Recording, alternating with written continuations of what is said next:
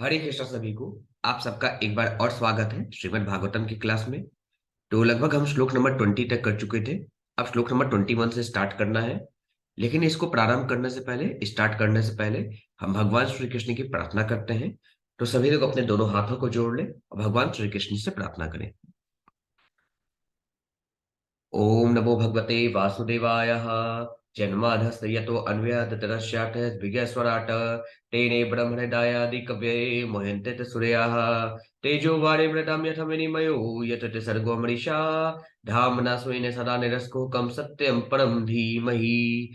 नारायणं नमस्कृत्य नरं चैव नरोत्तमं देवीं सरस्वतीं व्यासं ततो जयमुदीरयेत्। हरे कृष्णा कृष्णा कृष्णा हरे हरे, हरे राम राम राम हरे हरे, हरे कृष्णा।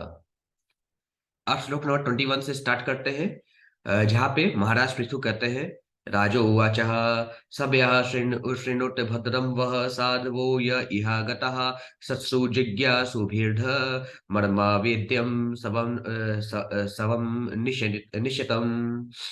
अब महाराज पृथु कहते हैं, हे सभासदों, आप सबका कल्याण। जितने भी महापुरुष इस सभा में उपस्थित हुए हैं, वे मेरी प्रार्थना को ध्यान पूर्वक सुने। जो भी व्यक्ति वास्तव में कुछ जानने का इच्छुक हो, वह भद्रजनों की सभा के समक्ष अपना निश्चय प्रस्तुत करे। फिर आगे महाराज पृथु कहते हैं, अहम दंडधरो राजा प्रजानामि ही योजितः रक्षितः वृत्तेदः सवेषु सेतुषु स्थापितः पृथक। महाराज पृथु कहते हैं, भगवत कृपा से मैं इस लोक का राजा नियुक्त हुआ हूं और मैं प्रजा के ऊपर शासन करने, उसे विपत्ति से बचाने तथा वैदिक आदेश से स्थापित सामाजिक व्यवस्था में प्रत्येक की स्थिति के अनुसार उसे आजीविका प्रदान करने के लिए यह राजदंड धारण कर रहा हूं। फिर आगे महाराज पृथु कहते हैं, तस्य मे तदनुष्ठाना अद्यानाहु ब्रह्मवादिनः लोकः स्युः कामस्तन्दोह यस्य तुष्यति डिष्टृकः। अब यहाँ पे महाराज पृथु कहते हैं, मेरा विचार है कि राजा के कर्तव्य पालन करने से मैं वैदिक ज्ञान की वेत्ताओं द्वारा वर्णित अभिष्ट उद्देश्य प्राप्त कर सकूंगा। यह गंतव्य निश्चय ही भगवान की प्रसन्नता से प्राप्त होता है, जो समस्त नियति का दृष्टा है। फिर आगे महाराज पृथु कहते हैं, उद्धरेत करम राजा प्रजा धर्मे अस्व शिक्षयन् प्रजानां समलम भुंक्ते भगम च स्वम जहाति सह। अब यहाँ पे जो है महाराज पृथु कहते हैं, कोई राजा जो अपनी प्रजा को वर्ण तथा आश्रम के अनुसार अपने अपने कर्तव्यों को करने की शिक्षा न देकर उनसे केवल कर और उपकर वसूल करता है, उसे प्रजा द्वारा किए गए अपवित्र कार्यों के लिए दंड भोगना होता है। ऐसी अवनति के साथ ही राजा की अपनी संपदा भी जाती रहती है। फिर आगे महाराज पृथु कहते हैं, तत्ते प्रजा भर्ती पिंडार्थम स्वार्थमेवान सूयवः कुरुताधो अक्षज्य धियस्तर्हि वे अनुग्रह कृतः। अब आगे महाराज पृथु कहते हैं, अतः प्रिय प्रजाजनों, तुम्हें अपने राजा की मृत्यु के बाद उसके कल्याण के लिए वर्ण तथा आश्रम की अपनी अपनी स्थितियों के अनुसार अपने अपने कर्तव्यों का उचित ढंग से पालन करना चाहिए और उसके साथ ही अपने हृदयों में भगवान का निरंतर चिंतन करना चाहिए। ऐसा करने से तुम अपने हितों की रक्षा कर सकोगे और अपने राजा की मृत्यु के उपरांत उसके कल्याण के लिए अनुग्रह प्रदान कर सकोगे। फिर आगे महाराज पृथु कहते हैं, यूयं तदनु मूर्धवं पितृदेवर्षयो मलः कर्तुः शास्त्र उर्नुज्ञातु सतुल्यं यत प्रेत्य तत्फलम्। अब आगे महाराज पृथु कहते हैं, मैं समस्त शुद्ध अंतःकरण वाले देवताओं, पितरों तथा साधु पुरुषों से प्रार्थना करता हूं कि वे मेरे प्रस्ताव का समर्थन करें, क्योंकि मृत्यु के पश्चात किसी भी कर्म का फल इसके कर्ता, आदेशकर्ता तथा समर्थक के द्वारा समान रूप से भोग्य होता है। फिर आगे महाराज पृथु कहते हैं, अस्ति यज्ञ पतिर्नाम केशांची दहर सप्तमः इहा मूत्र च लक्ष्यन्ते ज्यूटसनावत्यः कवचिद भुवः। अब यहाँ पे महाराज पृथु कहते हैं, माननीय देवियों तथा सज्जनों, शास्त्रों के प्रामाणिक कथनों के अनुसार कोई ऐसा परम अधिकारी होना चाहिए जो हमें अपने अपने वर्तमान कार्यों के अनुसार पुरस्कृत कर सके। अन्यथा इस जीवन में तथा मृत्यु के बाद के जीवन में कुछ लोग असामान्य सुंदर तथा शक्तिमान क्यों हो सकते हैं। फिर आगे महाराज पृथु कहते हैं,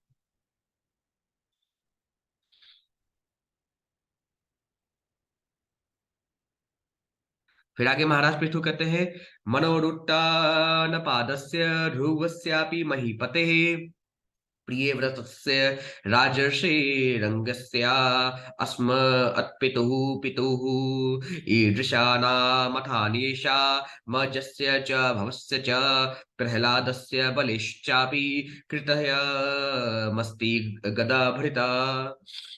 अब मैत्री मुनि कहते हैं यहाँ पे कि अब महाराज पृथु अपने प्रजाजनों से कहते हैं, इसकी पुष्टि न केवल वेदों के साक्ष्य से होती है, अपितु मनु, उत्तानपाद, ध्रुव, प्रियव्रत तथा मेरे पितामह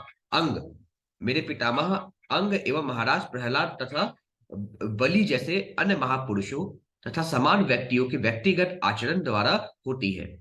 ये सभी आस्तिक थे और गदाधारी भगवान के अस्तित्व में विश्वास करने वाले थे।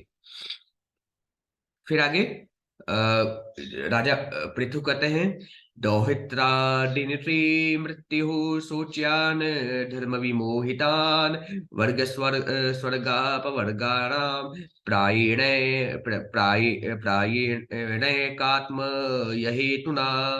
अब यहाँ पे राजा पृथु कहते हैं, यद्यपि धर्म के पथ पर साक्षात मृत्यु के दौहित्र तथा मेरे पिता वेण जैसे सोचनीय पुरुष मोहग्रस्त हो जाते हैं, किंतु उन ऊपर जिन समस्त महापुरुषों का उल्लेख हुआ है वे यह स्वीकार करते हैं कि चतुर्वर्गो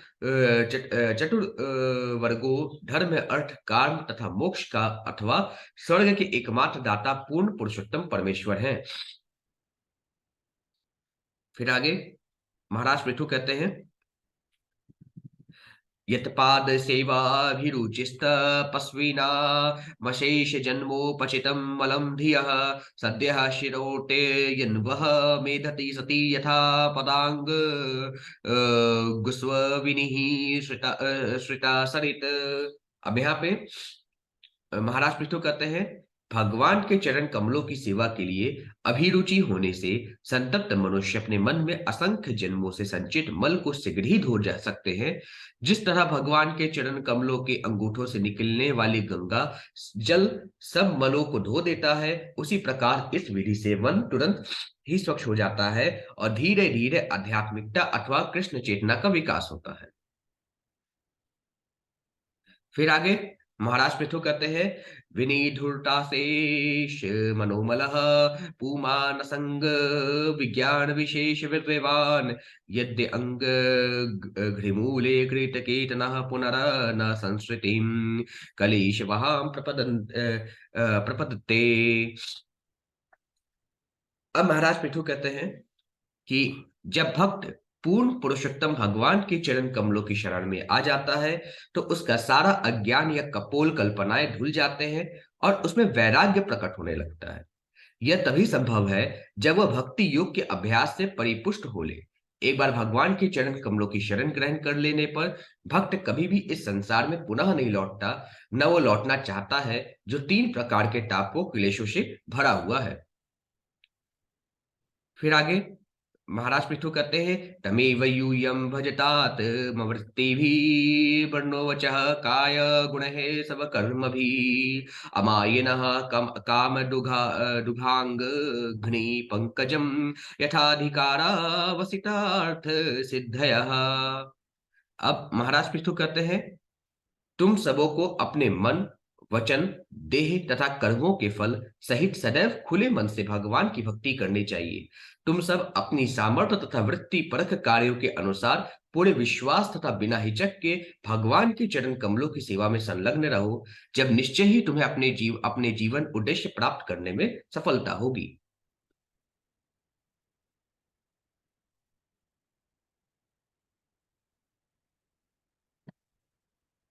फिर आगे महाराज पृथु कहते हैं, असाविहानेक गुणों अगुणों अध्वरा पृथ अग्विद द्रव्य गुण क्रियोक्ति भी संपद्यते अर्थाशय लिंग नाम भी विशुद्ध विज्ञान घन स्वरूपतः। अब यहाँ पे महाराज पृथु कहते हैं, भगवान दिव्य है, वे इस भौतिक जगत द्वारा कलुषित नहीं होते। यद्यपि वे घनीभूत आत्मा है जिसमें कोई भौतिक विविधता नहीं है, किंतु फिर भी बद्ध जीव के लाभ हेतु वे विभिन्न भौतिक तत्वों, अनुष्ठानों तथा मंत्रों द्वारा यज्ञकर्ता के मनोरथों एवं उद्देश्यों के अनुसार विविध नामों से देवताओं को समर्पित होने वाले यज्ञों को स्वीकार करते हैं।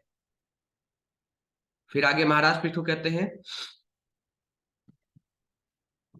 प्रधान कालाशय धर्म संग्रहे शरीर एष प्रतिपद्य चेतनाम क्रियाफल तवेन विभूर्वि भाव्ये भाव्यते यथा नलोडारुषु तद गुणात्मकः। अब यहाँ पे महाराज पृथु कहते हैं, भगवान सर्वव्यापी हैं, किंतु वे प्रकृति, काल, अभिलाषा तथा वृत्ति परक कर्मों के संयोग से उत्पन्न विभिन्न प्रकार के शरीरों में भी प्रकट होते हैं। इसी प्रकार विभिन्न प्रकार की चेतनाएं विकसित होती हैं। जिस प्रकार विभिन्न आकार प्रकार वाले काष्ठ खंडों में एक ही सी अग्नि विभिन्न रूपों में प्रकट होती है। फिर आगे महाराज पृथु कहते हैं, अहो ममामि वितरन्त्य अनुग्रहं हरिं गुरुं यज्ञ भुजामधीश्वरं स्वधर्म योगे न यजन्ति मामका निरंतरम शोणितले दुर्व्रतः। अब यहाँ पे महाराज पृथु कहते हैं, भगवान समस्त यज्ञों के फल के स्वामी तथा भोक्ता है, साथ ही वे परम गुरु भी हैं। इस भूतल के आप सभी नागरिक जिसका मुझसे संबंध है और जो अपने कर्म द्वारा भगवान की पूजा कर रहे हैं, मुझ पर परम अनुग्रह कर रहे हैं, अतः हे नागरिकों, मैं तुम सबको धन्यवाद देता हूं।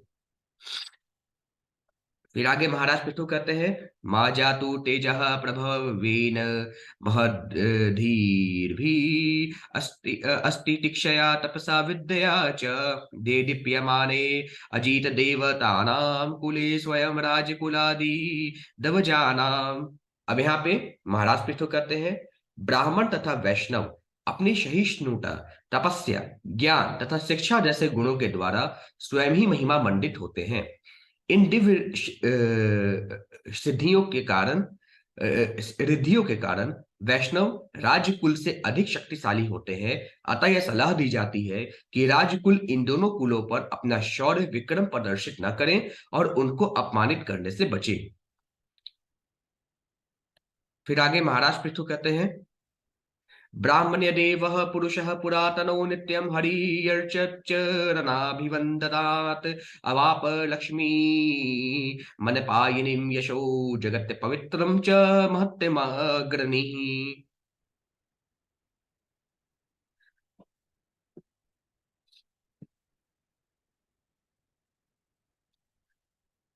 अब आगे मैत्री मुनि कहते हैं कि महाराज पृथु कह रहे हैं, पुरातन, शाश्वत तथा समस्त महापुरुषों में अग्रणी भगवान ने अपनी स्थिर ख्याति के ऐश्वर्य को ब्राह्मणों तथा वैष्णवों के चरण कमलों की उपासना के द्वारा प्राप्त किया, जो समग्र ब्रह्मांड को पवित्र करने वाला है। फिर आगे जो है महाराज पृथु कहते हैं, यत सेवया शेष गुहाशयः स्वरांग विप्र प्रियस्तु अस्यति काममीश्वरः तदेव तद् धर्म परे वृणीतः सर्वात्मनः ब्रह्मकुलम निषेवयत। अब यहाँ पे महाराज पृथु कहते हैं, अनंत काल तक स्वतंत्र रहने वाले तथा प्रत्येक हृदय में वास करने वाले भगवान उन लोगों से अत्यधिक प्रसन्न रहते हैं जो उनके चरण चिन्हों का अनुसरण करते हैं और बिना किसी हिचक के ब्राह्मणों तथा वैष्णवों के वंशजों की सेवा करते हैं, क्योंकि वे सदैव ब्राह्मणों तथा वैष्णवों को परम प्रिय हैं और ये सदा ही उनको प्रिय हैं। फिर आगे महाराज पृथु कहते हैं, पुमालभेतान् टिवेलमात्मनः प्रसीदतो अत्यन्त शमं स्वतः स्वयं यन्नीतया संबंध निषेवया ततः परम किमत्रास्ति मुखम हविभूर्जाम। अब यहाँ पे महाराज विष्णु कहते हैं, ब्राह्मणों तथा वैष्णवों की नियमित सेवा करते रहने से मनुष्य के हृदय का मैल दूर हो जाता है और इस प्रकार परम शांति तथा भौतिक आसक्ति से मुक्ति मिलती है और वह संतुष्ट हो जाता है। इस संसार में ब्राह्मणों की सेवा से बढ़कर कोई सकाम कर्म नहीं है, क्योंकि इससे देवता प्रसन्न होते हैं, जिनके लिए उन अनेक यज्ञों की संस्तुति की जाती है। फिर आगे महाराज पृथु कहते हैं, अस्नात्यनन्तः खलु ततत्व कोविदः श्रद्धाहुतं यन्मुखा इज्यनामभि न वै तथा चेतनया बहिष्कृते हुताशने पारमहंसय पर्यगुः।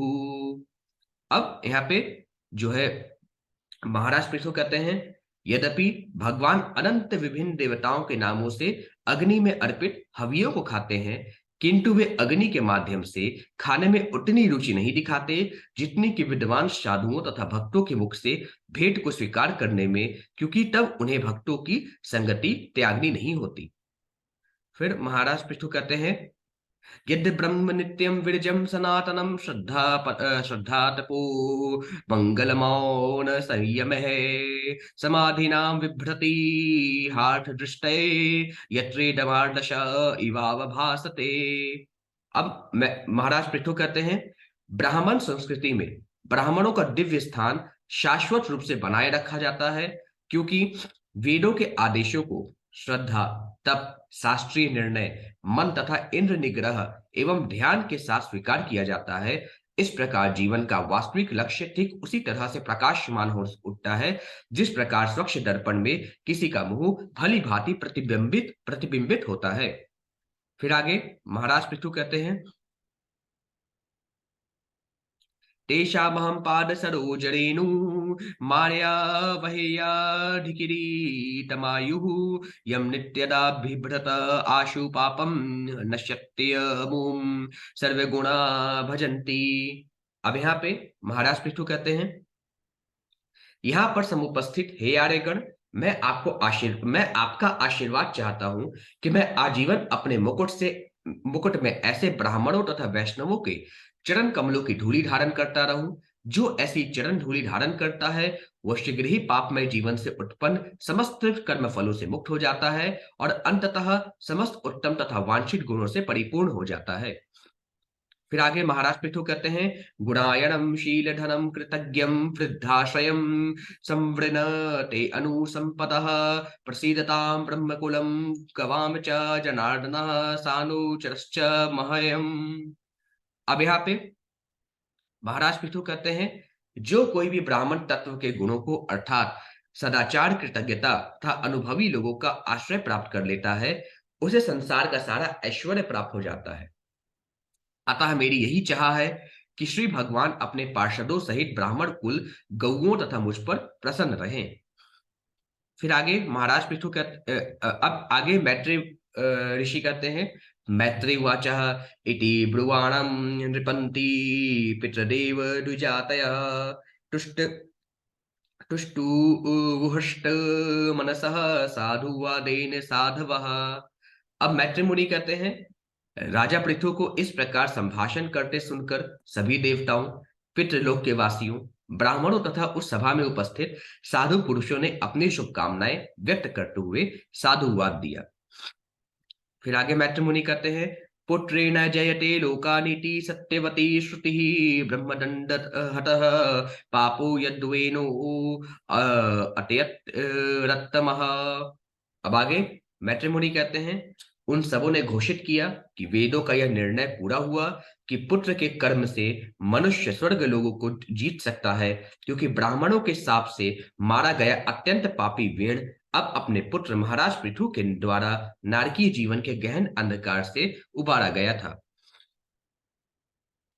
अब यहाँ पे मैत्री मुनि कहते हैं, हिरण्यकशिपुश्चापि भगवन् भगवत निंदया तमः विक्षुरतय गात सुनो प्रहलादस्यानुभावतः।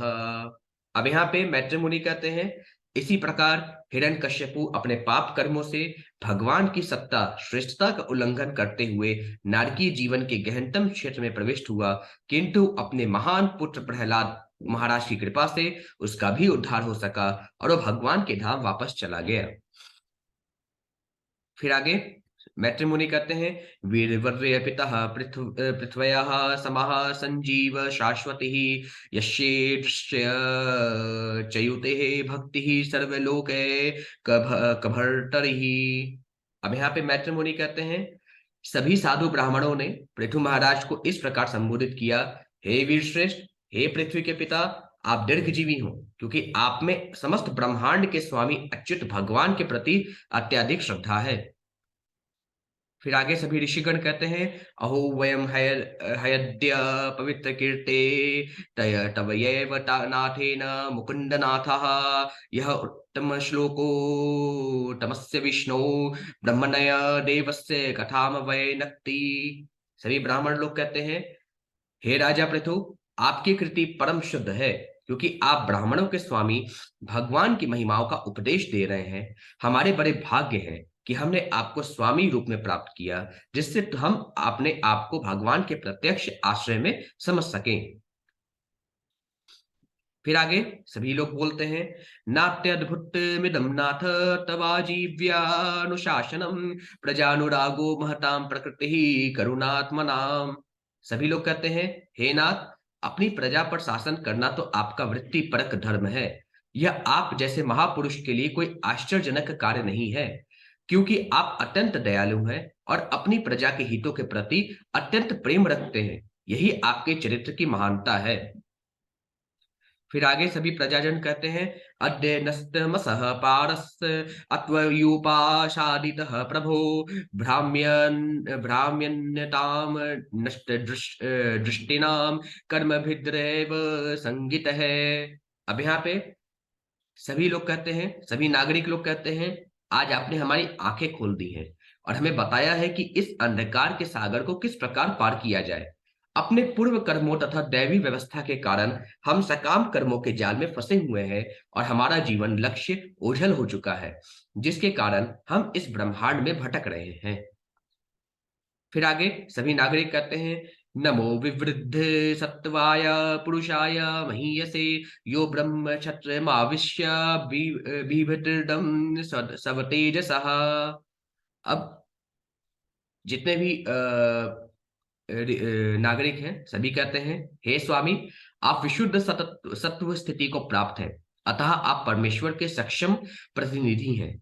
आप अपने तेज से ही महिमावान हैं और इस तरह ब्राह्मण संस्कृति को पुनर्स्थापित करते हुए सारे संसार का पालन करते हैं और अपने छात्र धर्म का निर्वाह करते हुए प्रत्येक व्यक्ति की रक्षा करते हैं।